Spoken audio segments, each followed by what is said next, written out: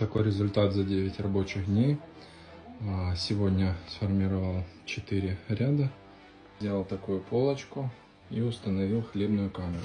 Так вот выглядит внутри хлебной камеры. Здесь еще нужно почистить все. И уже видно, что она готова к применению. Честные 3 штуки здесь. 2 внизу.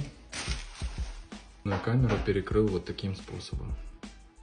Установил задвижку летнего входа.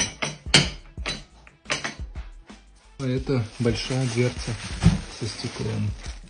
И там можно видеть топливник. Кстати, ее перекрыл похожим способом. Так, ребят, выглядит задняя стенка печи. Здесь сделали небольшое украшение в виде ромба.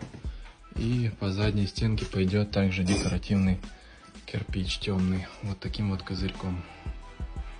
Кирпич витебский. Снимаю с него фаску.